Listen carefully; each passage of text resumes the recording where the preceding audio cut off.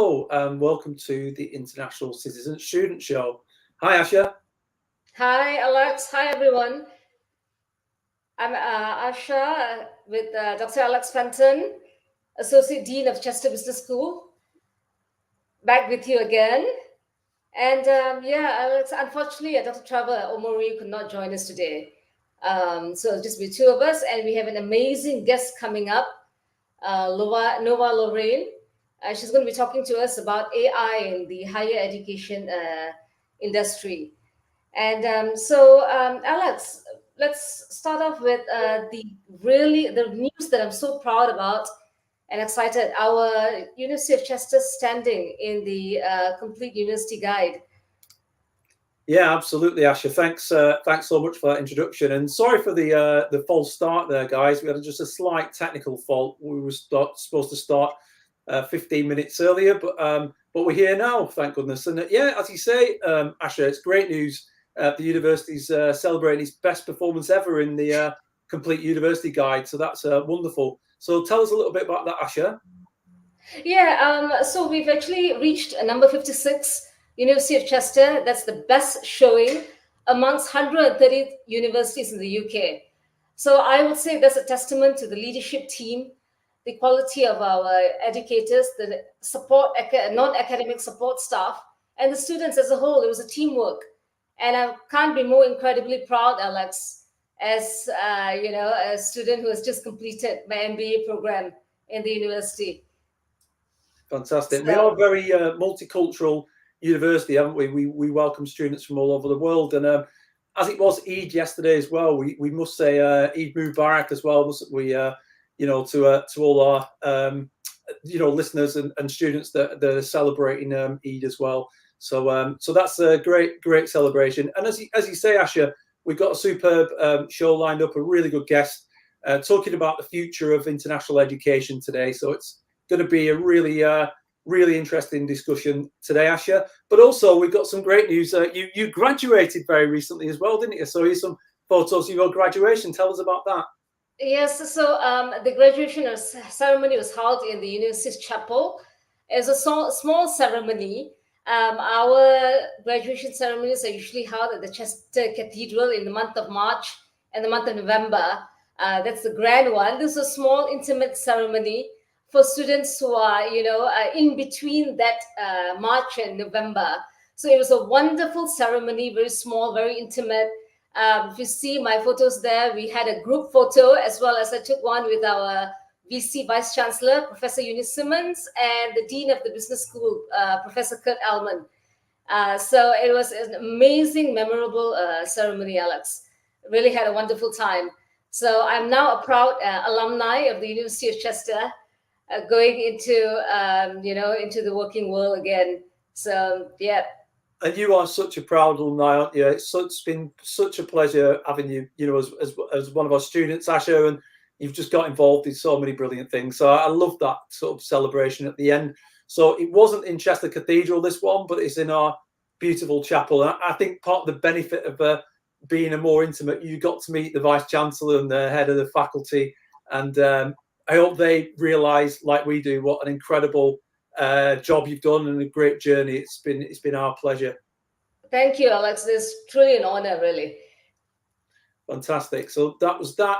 So yeah, just a few words about episode 6 as well. So this one, we thought we had a few technical challenges today. We're going to really taking our chances on the next show on the 4th of July, 11 a.m. UK time, where we're doing not just live, but live from the University of Chester at the Festival of Ideas. So Trevor and I believe Ella Hoare are going to come back to chair that one in person, because you're in Malaysia now, Asha, right? Yes, but I'll be joining in, virtually. I'm not going to miss it, because it's not just the episode 6 of ICS, isn't it, Alex? You're going to have an international picnic after that, celebrating the diversity and multiculturalism of our students.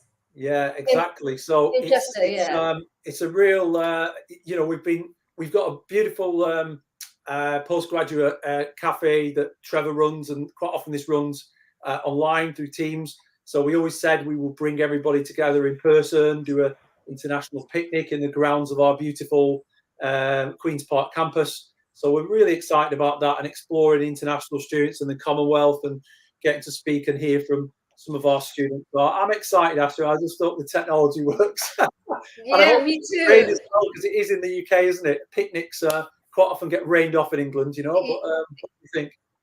Well, fingers crossed for sunny weather. Yeah, fingers Absolutely. crossed. Yeah, well, we've got a backup plan if needs be. So yeah, that's going to be on the 4th of July, and that's probably going to be the last episode for a little while on the ICS show, where we just have a think about it. We'd love to hear from our listeners as well, people listening along today. You know, where have you come from? Tell us, you know, what countries you're listening along from today. Tell us what you'd like to see or hear about. Hello to Nana there, who's following us from Ghana. Good to hear from you. And also tell us, you know, what would you like to hear about today in terms of the future of education and artificial intelligence, or, you know, what you'd like to hear about from future shows. That'd be wonderful. So lots of good stuff going on at the university. Asha, let's say lots of new programs, a 2-year full-time master's with placements and projects coming along. So lots of stuff to celebrate, and we'll be doing that certainly on the 4th of July as well. So without further ado, we've got Nova Lorraine, who really excited about Nova's award-winning futurist and fashion designer, top 100 women in AI and Web3, AI and fashion GPT, brand storytelling expert, wellness advocate, pioneer, and fashion and gaming speaker, author, and storyteller. So we're super fortunate to have Nova here today to talk about this topic of the future of education. So I'm going to bring Nova into the stage. Hi, Nova. How are you doing? Good. How are you? Great to be here. Hi, Nova. It really is a pleasure for you to join us, Nova. And I know you've been, we met in person in London, didn't we, on Thursday as well. And you've been flying, you know, Paris, London, California as well. So thanks so much for joining us today.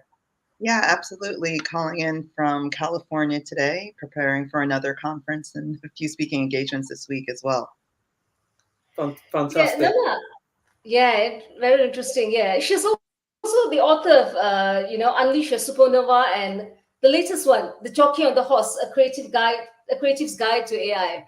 That's fascinating. Yeah, I'm really excited about. Because Nova,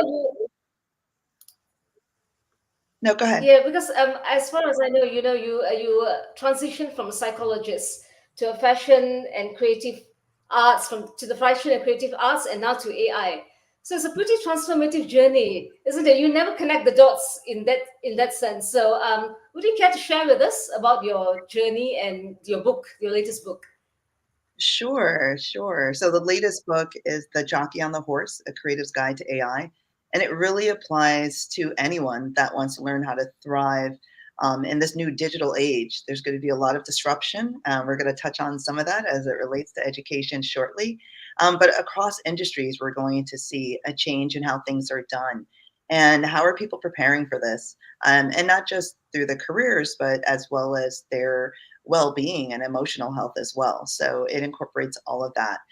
In terms of my journey, yes, I did start in clinical psychology, pursuing my PhD at the University of Connecticut, and pivoted to fashion after getting a divine download that I was going to help people through my love of fashion. So went on to New York City and studied at the Fashion Institute of Technology, and really haven't looked back since.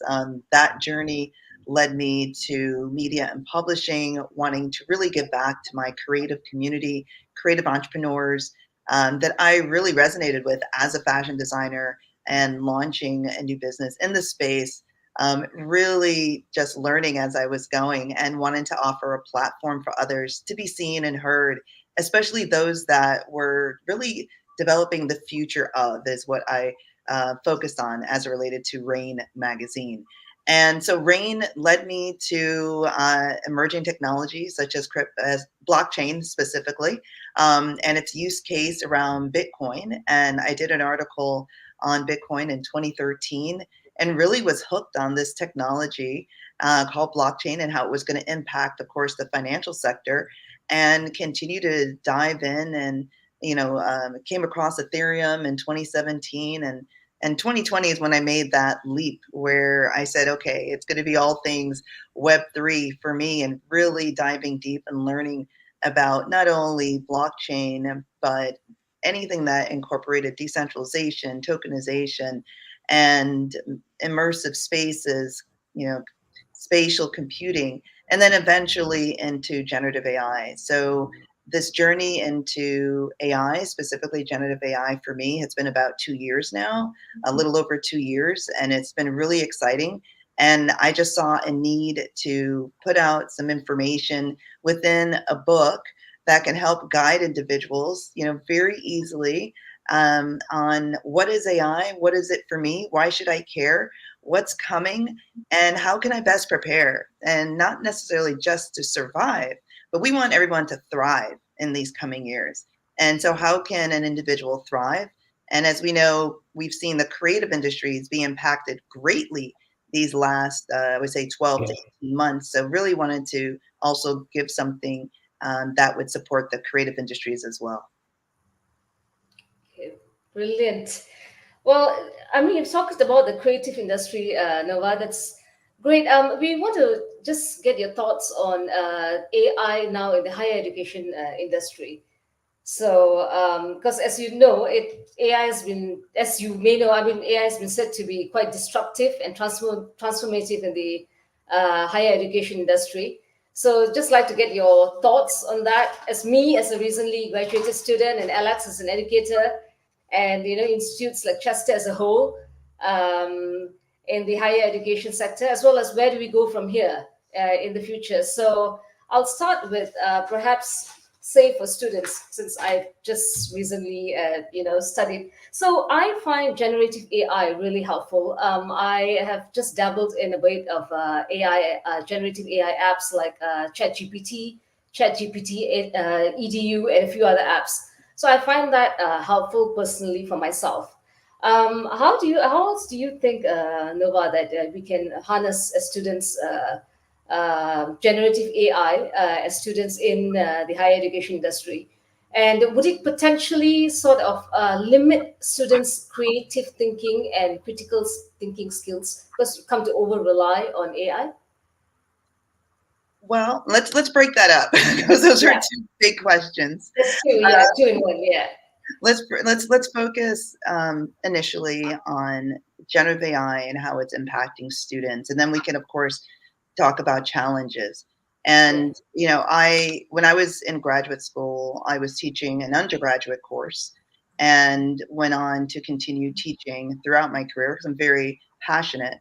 Now I do guest lectures and, of course, podcasting, writing books, public speaking as my form of education, but very, very passionate about the space around knowledge sharing and gaining, as relates to how we can improve with these technologies.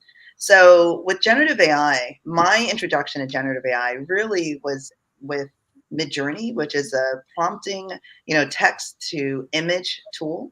And you had to log into Discord and really create in this platform called Discord. And now if you've access to the new feature, you can also do this on your desktop. But that was how I got introduced to generative AI, which was through art. And as a fashion designer, being able to take my ideas and translate that into words and see it become visual, images almost immediately was like magic to me. So I was intrigued to learn more. So I started using it more and more and testing various things, from what would poetry look like as a visual? What would quotes look like? What would my own descriptions of a product that I wanted to see come to life? And really learn this new language as it relates to talking to a machine. And we often refer to that as text engine, text prompting or prompt engineering. But I see, as a lover of language, I see this new space really revolving around language and discovering this new skill set. So students that are able to really hone in on this language of taking words and turning that into instructions and turning that into output, based on data that's being fed into the machine, is what I like to call it. are really going to, give themselves a lead in this new economy that is upon us, really. It's here and it's now. And initially, I used it from a creative standpoint as a designer and an artist. And then that led into other areas, communications, messaging, storytelling, presentations, business modeling, conceptualizing ideas, really using it as a soundboard, and then eventually into more assistant type tasks. And so, from a student's perspective, if you have a project that you're putting together and you need something to bounce ideas off of, and you could do this collaboratively as a group as well, then the generative AI tools can be very good for that. Some issues, of course, are hallucination, where the tools aren't always accurate. And so you really have to fact check. You really have to see initial outputs as the very beginning of the journey and not necessarily your end results. But it is absolutely a facilitator in a variety of areas that students are needing and using as it relates to learning.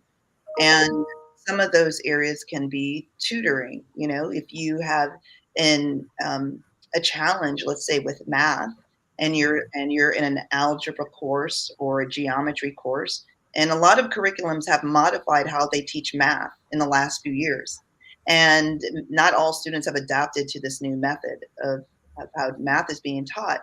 You now have something that's accessible to you that's for free. A lot of these tools are for free or at a very low cost that you may not have had before. And when we're looking at areas in emerging markets, I'm from Jamaica, I was born there. And let's say you may not have the resources that we have in the United States to access tutors, then the tool can facilitate your learning as it relates to making sure that you're continuing to excel in that course that you may be stumbling in. And then we have personalized education. Everyone doesn't learn the same. Some are auditory learners, some are visual learners, some learn tactilely. And so, even just looking at what are the learning styles of individual students and using the generative AI tools to cater to that learning style so they can optimize the experience in the classroom.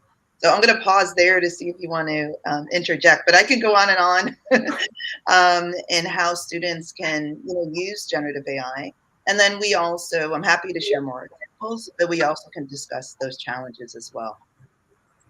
I think that's really interesting, Nova. I think probably for Asha, as an MBA student, it's interesting that a lot of us would have our introduction to these tools, large language models, would have been through ChatGPT, etc. But as a fashion designer, as a creative, Nova, you started to kind of more at the image end, and it's really interesting, isn't it, to see how your own journey's evolved in it.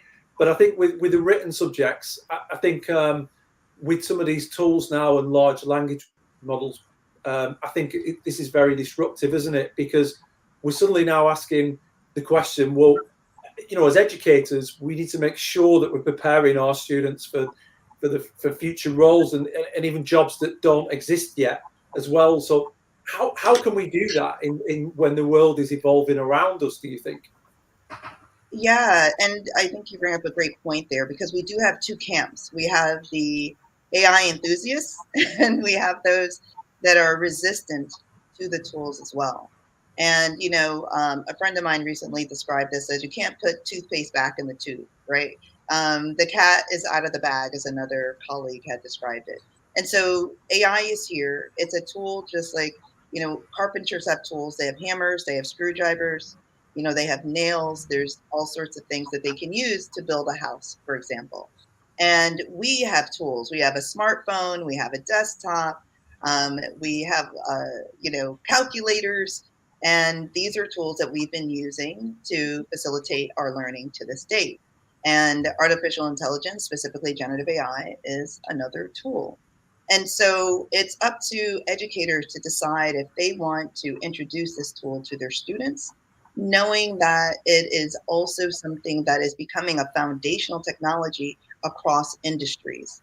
And so I feel, to be fair to the student that is committing 2 to 4 years of their educational journey at an institution to have the ability to be upskilled with these generative AI tools, to learn the language that you need to communicate with the tools, to learn how the machine learns, how are these systems, how do they work? And how can I make them better? What are the downfalls? What are the guardrails that I can put into these systems to continue to protect me as a student or as an artist or as a human? And so we need to get students involved in these conversations, not necessarily put our blinders up and hope that it goes away. Obviously, if you want to live in the mountain and fish all day long by the lake, you don't have to engage with AI. But if you're in an urban setting in a city, these cities, they're becoming smart cities in the near future, and AI will be integrated into the city infrastructure as well. Right now, we're seeing it integrated into most of the tools we use from a day-to-day basis. And a lot of people are unaware, tools like Photoshop and Adobe. If you use Google, you're using AI. If you're using Netflix, you're using AI. And so it's already in our day-to-day. And so how do we maximize our journey into the workforce as a student? And that's having these open discussions, seeing what are students afraid of, understanding what industries are incorporating AI right now, what's coming down the pike. We're seeing self-driving cars and electric vehicles, and AI is integrating into there. Is that an industry that these students want to go into? We have robotics is another big industry that we're seeing impact manufacturing and healthcare and transportation, and it's going to continue to expand. And so understanding what are the students' interests and what is the problem the AI is solving, and can the student contribute to that problem by understanding and learning the tool that can help solve the problem, one of the tools. And AI is just that. So I feel initially upskilling through understanding how to communicate and prompt the tool, also understanding how it works behind the scenes. And that's another great skill set as well. But then simultaneously developing soft skills like critical thinking and analytic skills and research skills, and knowing that the directors, editors, curators are the ones that are going to be leading and guiding these tools in the future. And how can the students position themselves where they could be the curator, the editor, the director guiding the tools, and not just the consumer receiving, product and services from the tools. No, but that's well, in that case, I mean, where we have come to rely so much on AI as students and educators, this is how you describe. There would be potential ethical and legal implications, wouldn't it? I mean, with such over reliance, how do we sort of guard against it? How do we harness AI for our benefit, but then guard also against the ethical and legal implications, perhaps? Yeah, those are excellent points and questions that you bring up. And yes, I think as it relates to our skill sets, anything we don't use, we lose. So, for example, at one point I was fluent in Spanish. I could speak it, write it, read it fluently. I studied in Spain. I lived there for half of a year, but then I also studied the language in school. And as I moved to areas where there were less Spanish speaking individuals, I stopped using the language. And when I would use the language later on, if I'm traveling or I have the opportunity to communicate in Spanish, which I love doing, there's challenges there because I've forgotten some of the vocabulary. I could probably read, a sufficient amount, but if you ask me to write an essay in Spanish, I would struggle. And that's because those skill sets weren't used on a regular basis. So I think we have to be very conscientious in terms of what is it that we're giving over to the tool in terms of assisting us with, and are we going to lessen those skills? If we're going to the tool consistently for research answers, are we going to lose our ability to do really good research? If we're relying on the tools to give us ideas, are we going to lose our ability to come up with out of the box imaginative ideas? And so these are things, if we understand how it works and we understand just basic psychology and learning and how we learn, we personally, as individuals that are using the tools, can guard ourselves and say, well, wait a minute. Yes, I'm going to go to this when I need it. I'm in a pinch. I need something quickly. and or something that's going to cost less money, but I'm not going to hand over everything and 100% rely on these tools. There are some of us that learned how to drive with cues, right? We understood how to pay attention to landmarks and cues and distancing between vehicles, but now we have tools built into the vehicles that will beep, if you get too close to the car in front of you, or GPS. But what if those tools don't work? And, how are you going to get from destination A to destination B if you completely gave over all of those cues and skills to the AI in the car? And so these are things we have to really consider. The other thing is, in terms of ethical dilemmas, is privacy. And how are we protecting the data, of the students that are using the tools? How do we make sure individuals aren't discriminated against based on the results of these tests that may be in, databases that are now accessible or able to be hacked by different individuals? How do we make sure that they're not, discriminated against in terms of job opportunities or as relates to healthcare and things like that? So I think that's a really big issue as well. Not only that, we have a lot of tools and platforms that are training on the data that's being put into these tools. And how are we going to continue to put guardrails up? So as the students are going to these tools like a GPT or et cetera, and not having their personal information out there and being utilized by the platforms and the algorithms. And, a lot of individuals don't know that, okay, if you're going to an open platform like a GPT or Perplexity, don't use personal information. Make it anonymous and maybe describe yourself or your scenario in the third person. So these are just, things that teachers can assist their students with. If they're knowledgeable about this, they can pass that information on, and students can pass it on to their peers.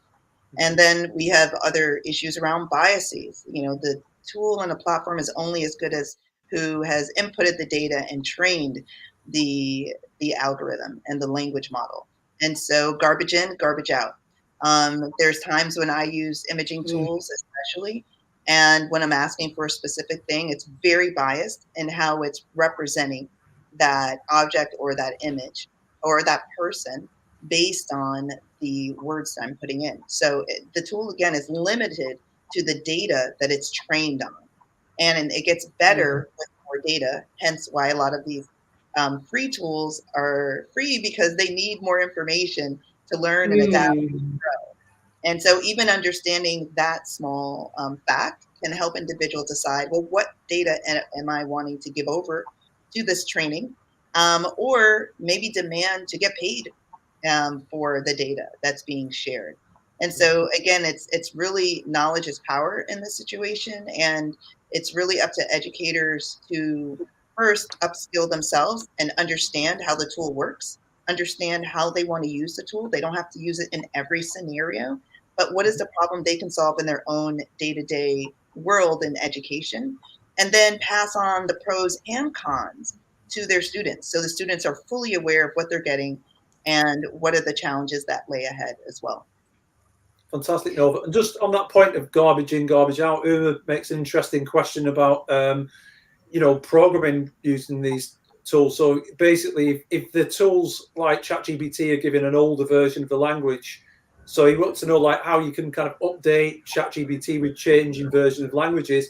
I suppose you're going to get a better experience, aren't you, from paying for some of these tools? Like if you're paying for ChatGPT, you'll get the better version. But equally, these tools aren't going to do everything for you, are they? Some will work better with others. So you were saying it's kind of garbage in, garbage out, but also because of these freemium version, you potentially get a better experience from paying for tools as well. So I wonder if you've got any thoughts on that. Yeah, I do agree. Depending on the tool, if you sign up with because some you can use without even signing up with your email address. What happens there is that you don't have your output saved to go back to. So you can log in with your email and password, and now you would have that information saved. For those that you choose to upgrade and pay for subscription, you're usually getting the ability to get more tokens, which is more words as output. So you can use it more often, and you can get longer responses. And sometimes it's even faster. You don't necessarily have to wait. You're not as you're not in the queue with the general free users as well. ChatGPT 4.0 is free now, and it's almost as good as the premium version. The premium version that you pay for again gives you more output, more tokens, and it's maybe a little faster. So there's the ChatGPT 4.0. There's also other platforms you can test your question with. So I have about 4 that I use simultaneously, and I will test which one is giving me the better output for a particular scenario. And I will use one for one scenario, one for another scenario. So also understanding what are the nuances, what do they do well or better, can also guide you to which platforms use for what problem you're trying to solve or question you're presenting. Additionally, ask the AI to give you a better response, and it will. And so I usually don't stop at the first response. I will say, okay, thank you. Let's try again. Or give me more details, or expand on that, or give me the resources, make this more accurate. Because again, a lot of times it will hallucinate and it will give you inaccurate information and present it as fact. So challenge it by communicating with it and going back and forth. And it's what's called reflective AI, where you're asking it to reflect on its answers and present something better. And so don't always accept the first response as the last response. Even in the version you have now, say, okay, that's great. Give me a better response. And then what's better to you? Is it more detailed? Is it with use cases? Do you want, the sources cited? And so also decide what better is for you, and then be very specific when you're asking for that next version of the response from the AI. Great answer. Thanks, Nova. Asha, do you have another question? Yeah, I will just want to ask Nova, for students like me, well, I've just recently graduated. So besides you, I was very interested that you mentioned upskilling. So I don't have any data analytics background. So upskilling is one of the directions that we can take. Anything else besides that? I know Python has been stated to be a possible program that we should familiarize ourselves with. Anything else besides getting students ready for the jobs market? Yeah, I think as it relates to upskilling, just learning again these different platforms, I would say understanding 2 or 3. A text to image platform, a text to text is like a GPT. A text to image would be like a Leonardo or a Midjourney or a Dolly. And then text to video is also, we know video is going to continue to dominate as a way of telling stories and sharing content. And so understanding 2 or 3 versions of each of those tools to get a really holistic concept of how generative AI works. But also, I think what's so important is understanding what's wrong with it, right? What are the deficits? What are the limitations? I think is also so important. And soft skills, are you imaginative? Are you a great researcher? Are you a great editor? Are you a director? Like, what are these skill sets? Are you a great analytical, thinker, critical thinker? And are you really adept to understanding emotion and things like that? So these are things that the tool has not yet developed, these skill sets. And it's great to be the individual, the human that's choosing what is the final output that I want to put out into the market or into my company or into the industry I'm working in. So you still need the person that's giving the information, and you need the person that's choosing the final answer from that information, the data that's being put into the AI. So you're going to be able to, as you upskill, you're going to be able to be the better engineer, the curator, editor, director, on either end. And that's what I talk about in the jockey on the horse. When you think of a jockey, the relationship with a jockey and a horse, they're both trying to win the race.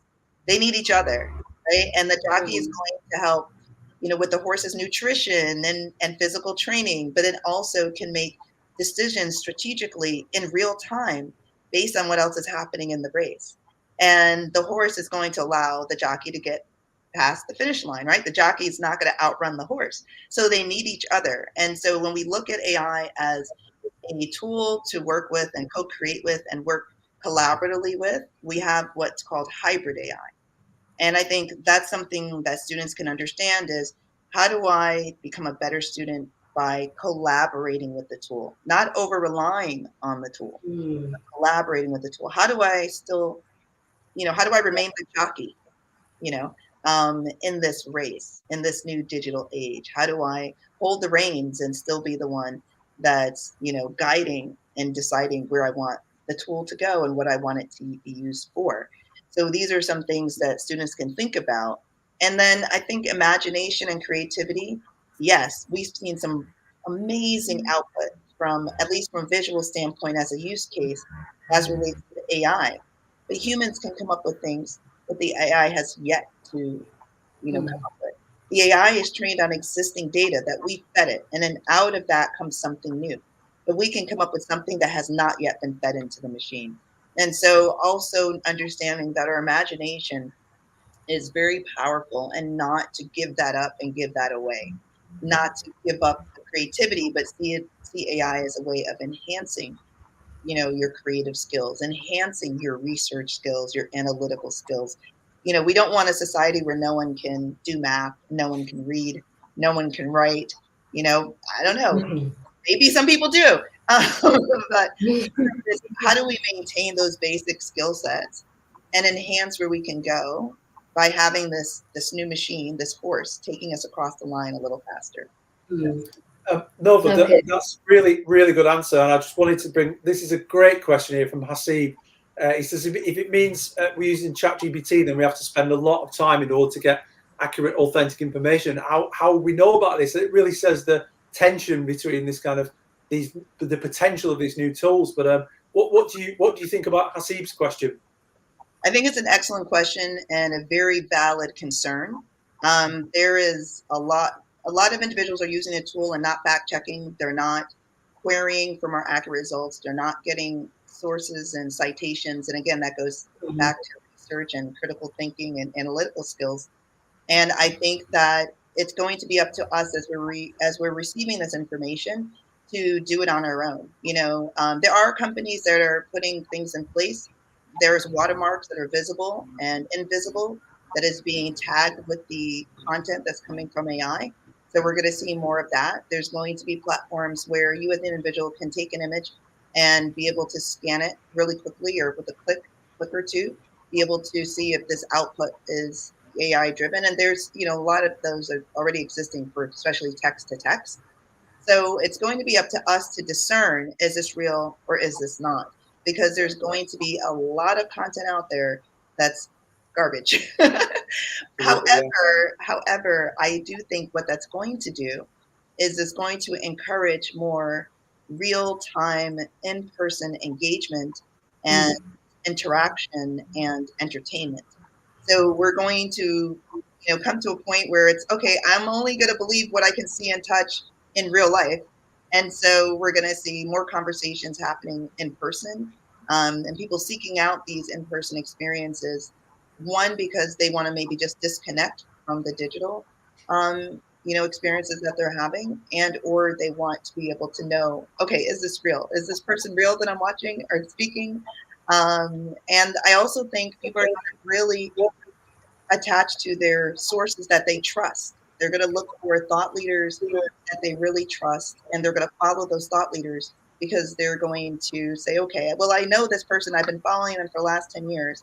I know and trust what they're saying, and this is who this person is, at least for now, because obviously we can duplicate our voices and our imagery now.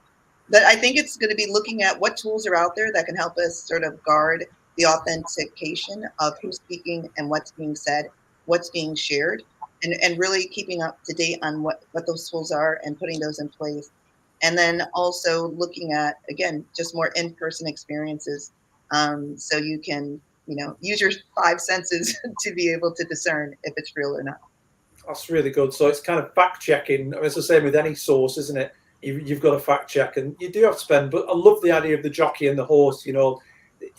Neither two is going to win the race on its own. So you've got to work with it.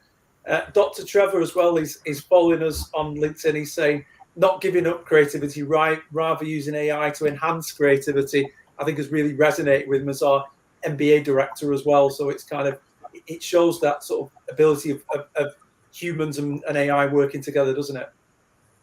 Yeah, and I think that's the future if we want a more utopian ending to the story versus a dystopian ending. Yeah.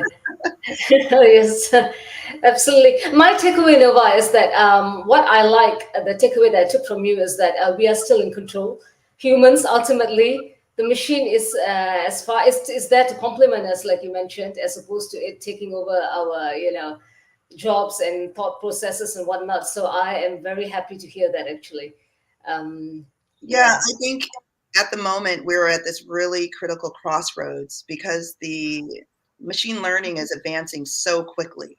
Mm. And we have the ability right now to choose where we're going with it and how we want it to be used. Um, Mm. in a minute, that may change and roles may be reversed. And that's why I think it's so important for conversations like this to be had so people are aware of the capabilities and, of course, the deficiencies in this technology and to have a say and a voice in how it develops and how it's used. We don't have to give everything over to the machine. We don't have to passively let creators or innovators or engineers or scientists dictate what's happening and how it will be used. I think it's so important that everyone has a voice, everyone has a seat at the table as we build this new digital city that we see being brought up right in front of us. And again, we are at this pivotal moment. It's up to us to decide where it goes. And again, a year from now, we might be having a very different conversation. Yeah. Right now, it's critical for us to be intentional and want to collaborate, co-create, as opposed to give over and give away what is essentially what we feel is, qualities that we find as humans, and to not fall into this existential crisis that could be upon us as we question, who am I? What am I? If the AI can do everything, well, what am I here for? So these Yes. are questions that we need to talk about and address as we move forward. I think, Excellent. universities, higher education particularly, are really well placed to help us unpick these things, between kind of staff and students, but we can't do that on our own. And I think, today's an example, isn't it, of us coming together to discuss these issues and so forth as well. So I think, for any students or prospective students, I think that's an important thing to consider, isn't it, in your choice of university? Which universities are going to be best positioned to help me, as a prospective student, get understand what is going on in the future, be part of that conversation, and then ultimately use that qualification and that knowledge to be able to make a positive difference, isn't it? And to have the skills and the knowledge to be able to thrive in this ever changing world, isn't it? I wonder, Nov, if you've got any other advice for prospective students, trying to select a university or a degree. Yeah, I love those points. I just want to touch on that really quickly as it relates to the universities. I think for any leaders or educators that are listening to understand traditional education is changing in front of our eyes, and students are wanting and demanding something different. So curriculums and models have to change with that. And I think it's again very, very important to understand that creativity is going to play a big role in how to develop new curriculums and pathways of learning that will attract a student to the university, especially if they have access to these tools that can facilitate their learning from home. In terms of the students, I would say if you are choosing a university, yes, you're choosing it for higher learning, but it's also something that's very important in just the development of a young adult in an environment that is less pressured than just going right into the real world, and looking at universities that can not only support your future aspirations in your career, but then also really help support the development of the soft skills that we were talking about. That, what universities are helping increase your creative skills, your critical thinking, your analytic skills, social skills as well, to help discern, information that you're getting, but then also technical knowledge around information and AI and emerging technologies like blockchain and spatial computing, things that again are going to really shape how we engage, how we are entertained, how we are educated, and what schools are offering those technical skills, but then also supporting the soft skills that are going to be really, really important as automation continues to dominate industries. Really good answer, Nova. I think, for me, if I was doing looking at doing a postgraduate degree or a 2-year master's right now, really exciting time to be able to give yourselves time and space within your assessments and your dissertation or a internship or project to be able to really delve into these things and then into the workplace as an expert.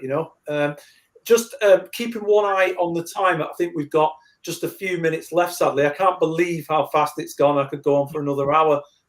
Asha, we've got a couple of questions in the chat, Asha, but did you have a final question at all before we move to the questions? Yeah, I'm just excited to see how generative AI is so across spanning so many industries. We are focused on the higher education industry, so I'm really excited, Nova and Alex, to see how and where we can harness AI to take us forward in this industry, because higher education is timeless, isn't it? So yeah, that's the exciting part that I feel. Yeah. Great stuff, Asha. Thank you. So I think just take this. I think we just got time for this last question. So he's saying it's circulating AI will take over so many jobs, and so the new students just graduate, so it'll be challenging for them to compete with AI. And this is the main reason many students don't get into the particular job which they studied and change the career path. We've touched on this a little bit, Nova, but any thoughts, Baruma, on that one? Yeah, I would say understand the tool as it relates to AI. Look at industries and use cases and how it's impacting these industries, and then seeing what roles will be coming, in these various industries, and then what education or courses will support you being prepared for those roles. Do you want to be more on the AI technical side and do research or engineering as it relates to AI? Do you want to build large language models? Do you want to be on the ethics side of things? Again, what is the problem you can solve, and what are the courses that can help you get there to be prepared for that? But then you have areas such as content creation and storytelling, and more leadership skills, and that are going to be needed in this new age of automation. What are things that the AI cannot do?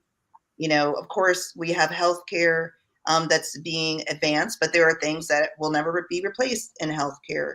What are those things? So looking at those areas, at least in the intermediate, and saying, okay, this is where I want to fall, but understanding how AI is going to shape these industries and understanding what are the problems that you can solve as an individual based on your interests and the skill sets and learning that you're going to get through your higher education.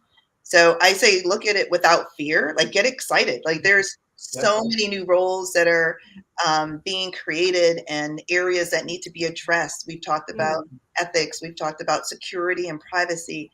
We've talked about customization and personalization. Maybe you want to help develop a personalized pathway for learning or a new platform that can do that.